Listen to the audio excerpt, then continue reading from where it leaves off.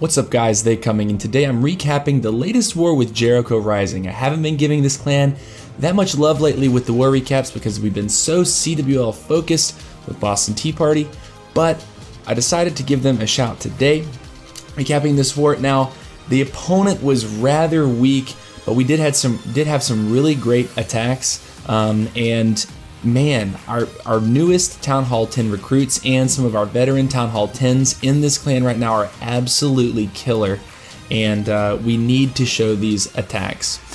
First off, we're going to start with me on my Town Hall 10 account hitting number 2. So this is a 10v11 2-star hit, and the original hit was a 1-star attack. The attacker was unable to get the Town Hall, but I was able to pick that up, and let's watch this. Now, this is a high percentage 2-star.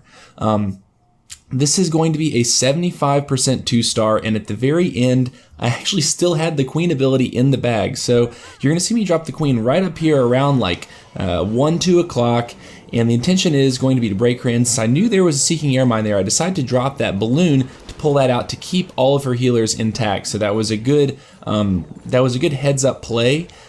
Since I had that info, I went ahead and used that. I dropped one Valkyrie to help to tank just a little bit because the Queen, I don't want to have to expend a rage too early here, and she's going to actually end up skirting right by this enemy king and just continuing her walk counterclockwise around this base. So I haven't used a single spell yet. I dropped the baby dragon up here at 12 o'clock to tank the archer tower up there, but also to kill the archer tower and distract so the Queen does not take too much damage and I don't have to burn a spell here.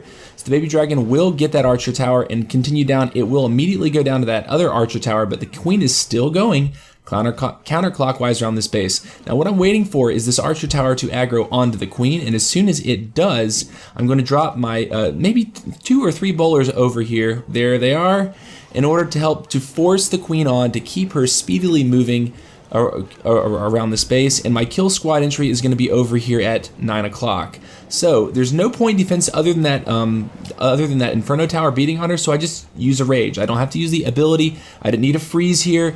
The Inferno Towers don't deal that much damage. It's the other defenses around that pummel your Queen, and since she can't heal through that, that's what the problem is. So anyways, the Queen is still going. I've only used one rage spell at this point, and the Queen, as soon as she gets a little bit further, you're going to see me poison this Queen just a moment before and drop a rage spell on top of Queen in order to keep her up and not use the ability. Now in hindsight, because of the way this went, using the ability and not a rage here may have been a good idea. So the poison is down, the rage is down, the wall breakers are down with the golem, and the rest of the bowlers are in. My CC bowlers are in, and the king, and they're just gonna march around with this Queen. So the Queen is gonna merge up with this kill squad here, and they're gonna keep going around. Meanwhile, the CC has finally been triggered.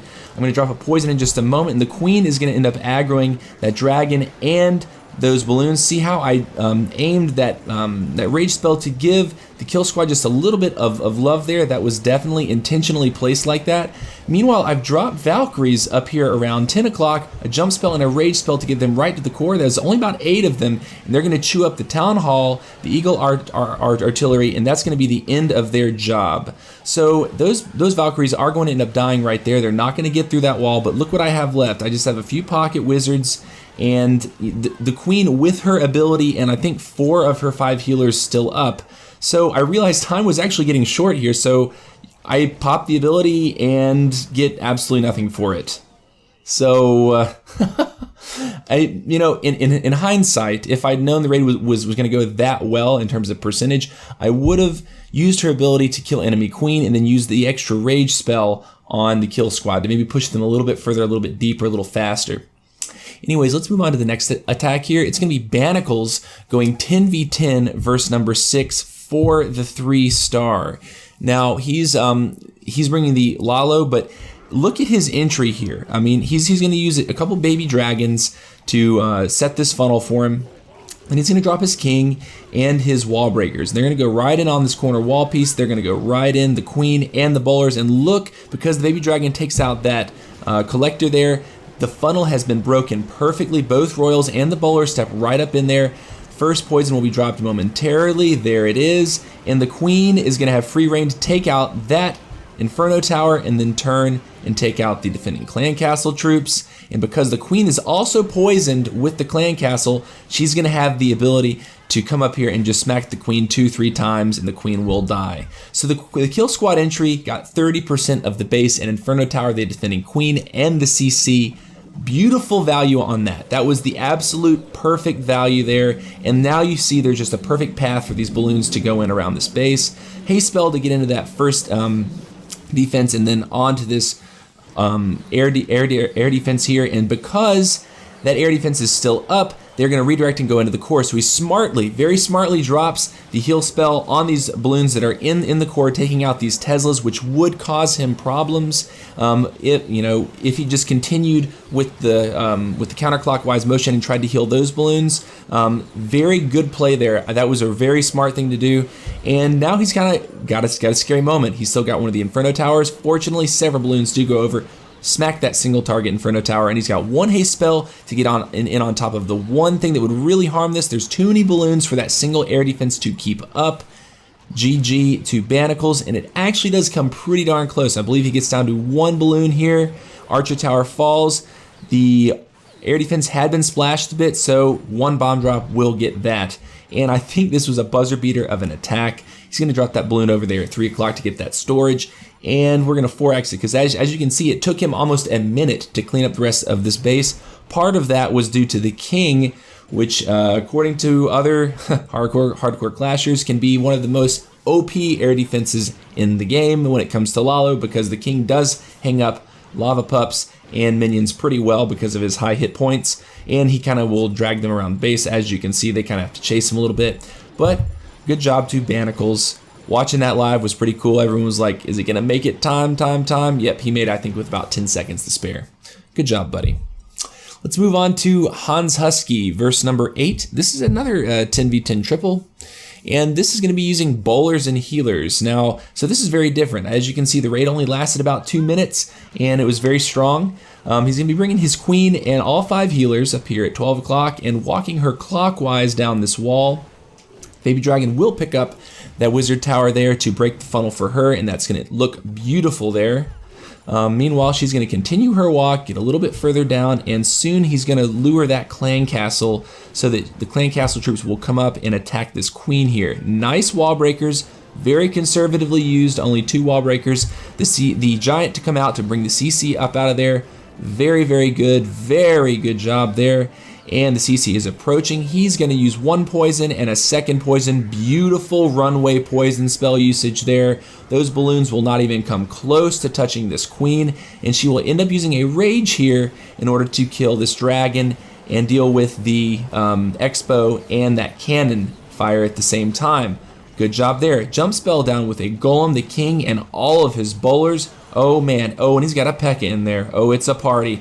And so here they come. Funnel's been beautifully broken, and they're going to come right in on this Inferno Tower, get that down quickly, and now look what's happened with the healers. The healers are now swapping on to the front line, bowlers, king, and P.E.K.K.A, and that is going to keep this raid trucking along. Oh my word, the queen for some reason decides to go around the outside. I think she saw those Teslas pop up at the last second and deal with those, but the king and the queen ability are in the bag. Meanwhile, he's got a minion and a wizard sort of helping to keep these troops inside so they're not going to beat out. Good job there. Only a single target Inferno guarding this left side of the base. And that is going to make quick work of the golem there.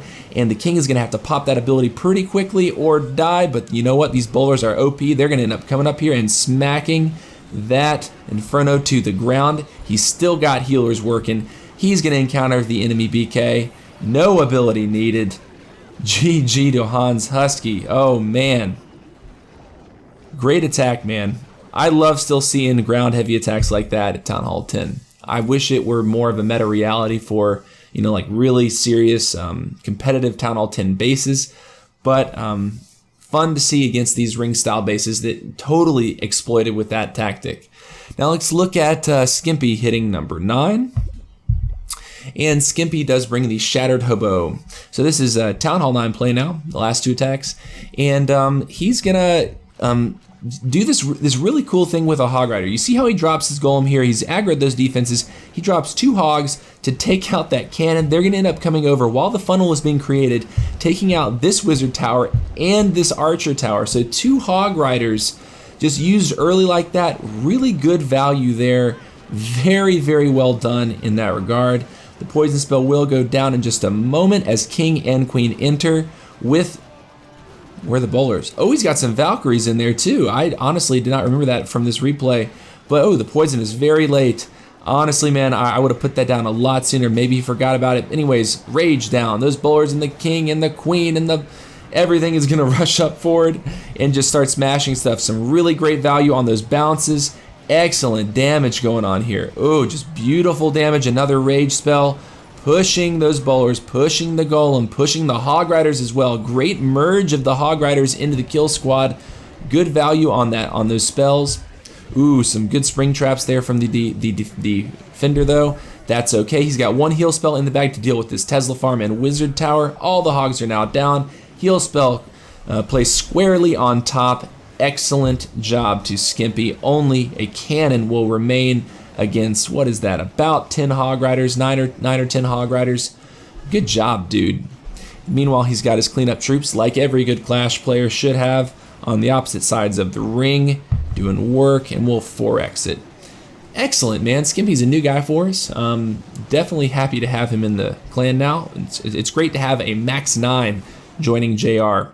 We've had a lot of great fortune with some of the Town Hall 10s joining, but getting some of these high level 9s for some reason has been a little bit slow for us lately. Looking to pick that up. If you're a viewer and you'd like to join, drop an app in our app server on Discord. Finally, we're going to look at Savage hitting number 15. Now, this is a new Savage. We had a Savage when the clan first opened, and Savage left us, but we have a new Savage now, and this was a pretty savage attack. Granted, a low Town Hall 9, but still max level defenses, and going to crush the living crap out of it.